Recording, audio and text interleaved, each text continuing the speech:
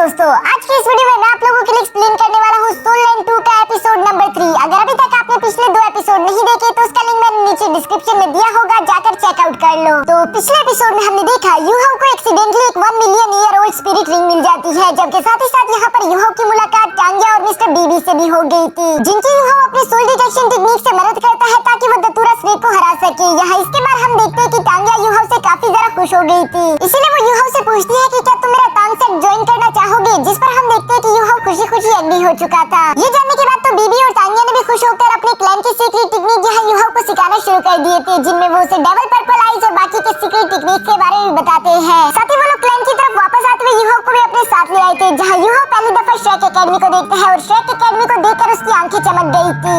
अब आगे तो नेक्स्ट एपिसोड के शुरू में हम देखते हैं जहां ये तीनों ही श्रेक सिटी तक पहुंच चुके थे। टांगिया यहाँ पर काफी ज्यादा खुश दिखाई दे रही थी, जबकि दूसरी तरफ यूहाओ और मिस्टर बीबी की तो सांसें फूल जाती हैं। टांगिया मुस्कुराते हुए कहती है कि आखिर तुम दोनों इतने स्लो क्यों हो, जिस पर यूहाओ कहता है कि हम स्लो नहीं बस तुम तेज हो। टांगिया दूसरी तरफ मुस्कुराते हुए कहती है कि लो हम श्रेक सिटी पहुंच गए, जहाँ पर दुनिया की सबसे ज्यादा बेस्ट एकेडमी श्रेक एकेडमी मौजूद है। मिस्टर बीबी भी यहाँ पर यूहाओ को श्रेक एकेडमी के बारे में बताते हुए कहती है कि तुम्हें श्रेक एकेडमी का ही डेसिपल बनना है, जिस पर यूहाओ अपने मन में खुश होते हुए कह रहा था कि मुझे यकीन नहीं आता, मैंने श्रेक एकेडमी के बारे में बहुत कुछ सुन रखा है, मैं क्या सारी दुनिया श्रेक एकेडमी के बारे में जानती है।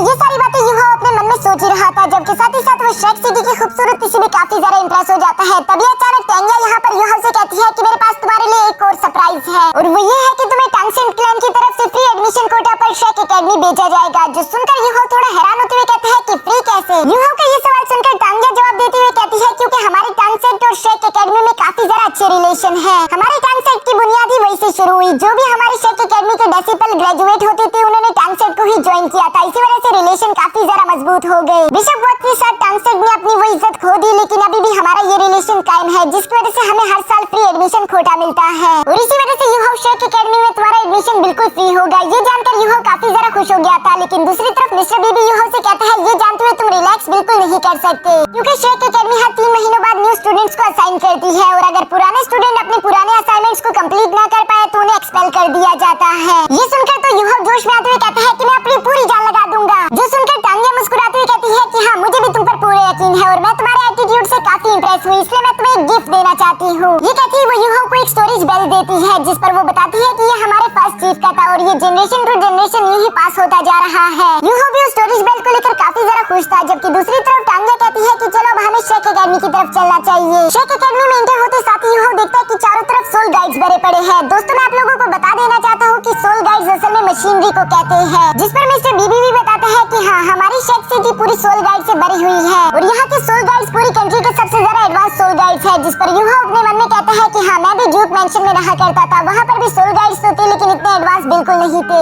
इसी तरह से ये लोग आपस में बातें करते हुए आगे की तरफ जा ही रहे थे, तभी अचानक मिस्टर बीबी यहाँ पर यूहाओ को वार के बारे में भी बताता है कि कैसे आज से 4000 साल पहले सन मून एम्पायर ने डोलू कॉन्टिनेंट पर हमला कर दिया था, जिसकी वजह से इस जंग का आगाज हुआ। शुरू में तो डोलू कॉन्टिनेंट टांगसेन की सीक्रेट वेपन्स का इस्तेमाल कर रही थी, जिससे वो खुद को बचा भी पाई, लेकिन दूसरी तरफ सोल गाइडेंस का भी रिवाइज तभी से शुरू हुआ, जिस पर फौरन टांगिया कहती है कि सोल गाइड्स कभी भी टांगसेन के हिडन वेपन्स की बराबरी बिल्कुल नहीं कर सकता, क्योंकि हमारे पास कुछ ऐसे हिडन वेपन्स भी है जो कि बड़े से बड़े गॉड को भी मार सकते हैं। यहाँ पर बीबी यूहाओ को बताता है कि टांगिया हमेशा ऐसा ही करती है, वो कभी भी सोल गाइड मशीनरी को अपना नहीं सकती। पर हाँ टांगिया मजाक भी नहीं कर रही, क्योंकि ये बात सच है, हमारे टांगसेन के पास कुछ ऐसे हिडन वेपन्स है जो कि किसी भी गॉड को जान से मार सकते हैं। अफसोस की बात है कि उतने पावरफुल हिडन वेपन्स अब हम नहीं बना सकते, उन्हें सिर्फ टांगसेन ही बना सकता था। अब के जो नॉर्मल और मामूली से हिडन वेपन है उन्हें सोल गाइड्स ने कब का सरपास कर दिया। इस वजह से डोलू कॉन्टिनेंट पर खतरा और ज्यादा बढ़ गया, लेकिन जो हमारे श्रेक एकेडमी के पिछले हेड मास्टर थे उन्होंने अपने साथ 60 सोल मास्टर्स को मिलाया, जिनका इस्तेमाल करके उन्होंने सन मून की एम्पायर आर्मी को खत्म कर दिया, और इसके बाद श्रेक एकेडमी को सारे कॉन्टिनेंट से अलग होकर बनाया गया। साथ ही साथ यहाँ पर टांगिया कहती है कि इसी जंग की वजह से हमारे टांगसेन की इज्जत खो गई, क्योंकि हमारे नॉर्मल हिडन वेपन से ज्यादा पावरफुल सोल गाइड्स यहाँ मार्केट में आ चुके हैं।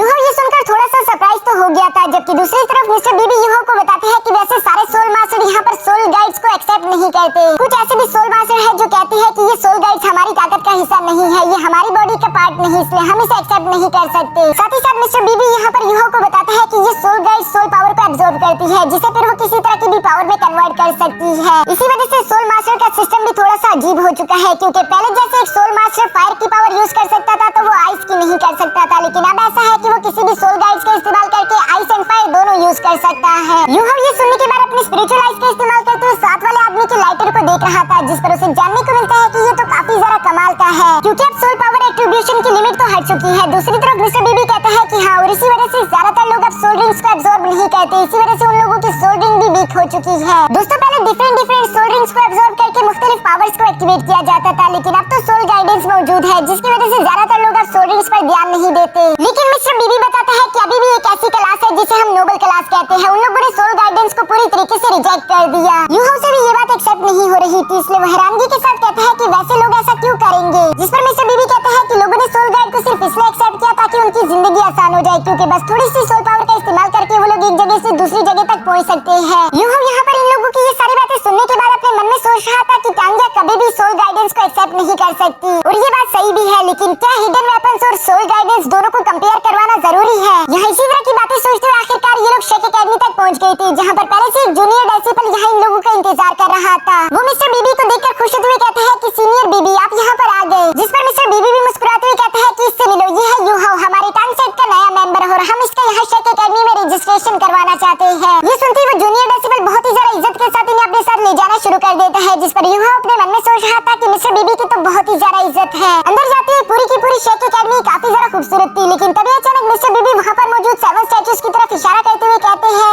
यूहो, ये 7 शेक डेविल वो डेसिपल्स है जिनकी वजह से शेक एकेडमी इतनी ज्यादा ऊंचाइयों तक पहुंच पाई। साथ ही साथ बीबी ने वहाँ पर मौजूद 7 शेक डेविल्स का इंट्रोडक्शन भी करवाना शुरू कर दिया था, जहाँ सबसे पहले वो मिस्टर डाई का बताता है। वो बताता है कि इन्हें गॉड ऑफ वॉर भी कहते हैं, जो कि कैट गर्ल के हस्बैंड है। यहाँ पर ये सुनकर यूहो अपने मन में कहता है कि इनके बारे में तो मैंने सुना था, ये हमारे ड्यूक फैमिली के एंसेस्टर है, यानी कि मैं इन्हीं की फैमिली से बिलोंग करता हूँ। तभी अचानक उसे याद आता है कि उसने तो ड्यूक मेंशन को छोड़ दिया, इसलिए वो फौरन से कहता है कि नहीं, इनसे मेरा कोई ताल्लुक नहीं। इसके बाद मिस्टर बीबी हुजिन के बारे में बताते हैं, जो कि गॉड ऑफ फिनिक्स थे, साथ ही साथ ऑस्कर के बारे में, जो कि गॉड ऑफ फूड थे। यहाँ दूसरी तरफ ज़ियाबियो का भी इंट्रोडक्शन करवाते हुए कहती है कि ये सॉफ्ट रैबिट, जो कि टांगसन की बीवी भी थी, कैट गर्ल, जो कि मिस्टर बाई की वाइफ है, और साथ ही साथ एक पावरफुल गॉड भी है। इसके बाद आखिर में आती है निंगरोंग, जो कि फूड गॉड ऑस्कर की वाइफ होने के साथ साथ 9 कलर गॉडेस भी है, लेकिन इन सब का लीडर इन सब से अलग था, जिसका नाम है टांगसेन। वो असुरा गॉड होने के साथ सी गॉड भी था। यहाँ यूहो टांगसेन को देखकर काफी ज्यादा खुश हो गया था, साथ ही साथ उसके दिल में टांगसेन के लिए बहुत ही ज्यादा इज्जत थी। यहाँ शेक डेविल 7 को देखने के बाद ये लोग आगे की तरफ जा रहे थे, जहाँ पर इन्हें 3 और स्टैचूज दिखाई देते हैं। मिस्टर बीबी बताते हैं कि ये तीनों वो पहले डीन और टीचर्स हैं जिन्होंने शेक एकेडमी की बुनियाद रखी। साथ ही साथ इन लोगों की दोस्ती की मिसालें तो आज तक दी जाती है, जबकि इनकी टीम को कहा जाता था गोल्डन आयरन ट्रायंगल। इन सब लोगों का इंट्रोडक्शन करवाने के बाद मिस्टर बीबी अपने साथ यूहो को आगे की तरफ लेकर जाता है, जहाँ शेक एकेडमी में 2 ब्रांचेस दिखते हैं। पहले ब्रांच के बारे में मिस्टर बीबी बताते हुए कहता है कि इसे सोल मास्टर ब्रांच कहते हैं, जबकि दूसरी तरफ सोल गाइडेंस ब्रांच है।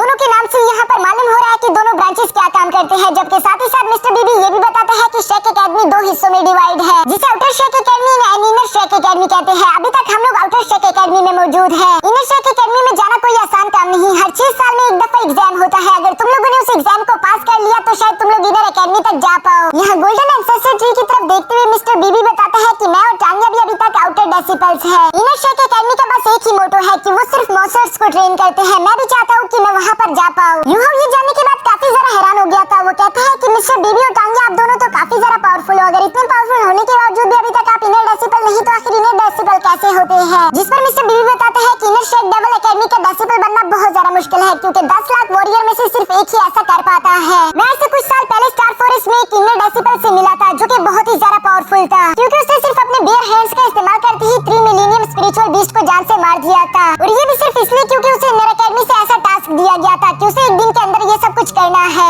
यहाँ ये लोग इसी तरह से बातें करते हुए सोल गाइडेंस के डिपार्टमेंट तक पहुंच गए थे, जहाँ पर उसे फाउंड करने वाले फाउंडर्स के स्टैचूज भी लगाए हुए थे। मिस्टर बी और इन लोगों की यहाँ तक पहुंचने से पहले ही उस जूनियर डेसिपल ने सारी की सारी रजिस्ट्रेशन कंप्लीट कर दी थी। साथ ही साथ वो यूहो का यूनिफॉर्म और बैज भी लाकर यहाँ पर मिस्टर बीबी को दे देता है, जिससे मिस्टर बीबी यूहो को पकड़ाते हुए कहते हैं कि उम्मीद करता हूँ तुम्हें यहाँ पर मजा आए। साथ ही साथ मिस्टर बीबी बताता है कि 3 दिन बाद तुम्हारी क्लासेस शुरू होगी। अभी के लिए इस बिल्डिंग के पीछे हॉस्टल है, जहाँ पर तुम्हारे लिए मैंने रूम बुक कर दिया, तुम वहाँ पर जाकर रह सकते हो। साथ ही साथ तुम्हारे फर्स्ट ईयर की सारी फीस भी हमने अदा कर दी, लेकिन आगे से तुम्हें खुद का ख्याल खुद ही रखना है। जिस पर यूहो मिस्टर बीबी का शुक्रिया अदा करता है। मिस्टर बीबी यहाँ पर यूहो से कहता है कि मुझे और तांगिया को चलना है ताकि हम लोग रिपोर्ट कर सके। तांगिया यहाँ पर टीचर्स के नेम पढ़ने के बाद समझ गई थी कि यूहो को पढ़ाने वाली मिसेस जाओ होगी, जो कि एक प्योर डेविल टीचर है। उसे तो अभी से यूहो पर तरस आ रहा था। इसके बाद नेक्स्ट सीन में हम देखते हैं जहाँ यूहो अपने दोस्तों से अलग होकर हॉस्टल की तरफ जा रहा था। रास्ते में उसे एक बूढ़ा आदमी दिखाई देता है, जिसे यूहो सवाल करते हुए पूछता है कि ग्रैंडपा क्या आप बता सकते हो कि रूम नंबर 201 कहाँ पर है? वो बूढ़ा आदमी यहाँ पर यूहो को देखकर बताता है कि 2nd फ्लोर का फर्स्ट रूम। साथ ही साथ वो अपने मन में कह रहा था कि ये लड़का तो काफी ज्यादा अच्छा है, क्योंकि यूहो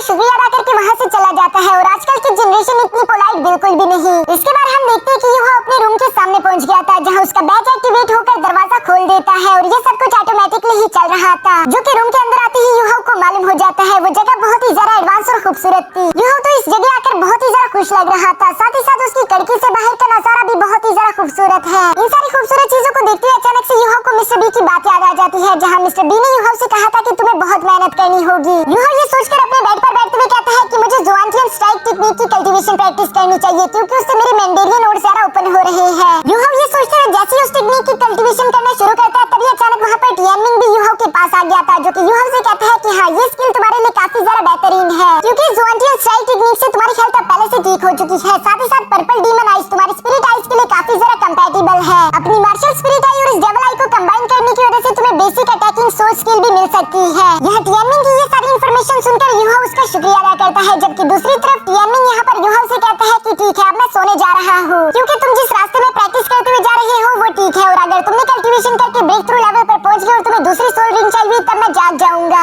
यहाँ यूहा टियानमिंग के सोने का सुनकर कहता है कि अगर मुझे तुम्हारी जरूरत हुई फिर मैं तुम्हें कैसे जगाऊंगा, जिस पर टियानमिंग कहता है कि तुम बिल्कुल भी फिक्र मत करो, अगर तुम्हारी जान जरा सी भी खतरे में आई तो मैं फौरन तुम्हें बचा लूंगा। और ये कहते ही टियानमिंग बहुत ही ज्यादा क्यूट तरीके से अपनी जगह पर सो गया था। मुझे तो टियानमिंग नोबिता का दूसरा भाई लगता है। इसके बाद हम देखते हैं कि यूहा वापस से होश में आ गया था और अब उसे कल्टीवेशन करते हुए शाम भी हो चुकी थी। साथ ही साथ यूहा सोचता है कि मैंने सुबह से कुछ खाया नहीं, इसलिए वो वहाँ पर पड़ा हुआ यूनिफॉर्म पहनकर सीधा मेस की तरफ चला जाता है ताकि वो अपने लिए कुछ खाने को ले सके। लेकिन वहाँ पहुंचने पर यूहा को मालूम होता है कि उसके पास तो बहुत ही कम सिल्वर कॉइंस है, जिससे वो ज्यादा कुछ खाने के लिए नहीं खरीद सकता। एक डिसेंट सा खाना खाने के बाद यूहा बाहर की तरफ निकलते हुए कहता है कि मिस्टर बीबी ने मुझे यहाँ एडमिशन तो दिलवा दिया, लेकिन अब मुझे लगता है कि मुझे क्लासेस के बाद थोड़ा बहुत कुछ काम भी करना चाहिए ताकि मैं अपने लिए तो पैसे कमा सकूं। ये कहते हुए यूहा वापस अपनी रूम की तरफ आ ही रहा था, तभी अचानक वो देखता है कि उसकी रूम की लाइट्स ओपन थी, जिससे उसे समझ आ जाता है कि उसका सेकंड रूममेट भी आ चुका है, जिसके बारे में यूहा एक्साइटेड होते हुए फौरन से अपने रूम के दरवाजे के बाहर पहुंच गया था। और यहाँ इससे पहले कि यूहा अपने दरवाजे को नॉक भी कर पाता, तभी अचानक वो दरवाजा खुद ही ओपन हो जाता है, जिसके अंदर से यूहा का सेकंड रूममेट निकलकर बाहर आ गया था। उसके बाल काफी ज्यादा खूबसूरत थे, साथ ही साथ वो भी काफी ज्यादा प्यारा लग रहा था। और दोस्तों, इस कैरेक्टर का नाम है वांग डोंग। अगर आप लोग इसके बारे में ज्यादा कुछ जानते हो तो मुझे नीचे कमेंट करके बताना, क्योंकि इसकी सारी हिस्ट्री और स्टोरी तो मैं आगे आप लोगों को नेक्स्ट एपिसोड में बता ही दूंगा। जिसके साथ ही हम लोग अपने आज की इस एपिसोड को वाइंड अप करते हैं। अगर आप लोगों को वीडियो देखकर जरा सी भी खुशी और मजा आया तो वीडियो को लाइक कर देना और साथ ही साथ मेरे चैनल को सब्सक्राइब कर देना, क्योंकि इसका नेक्स्ट एपिसोड भी मैं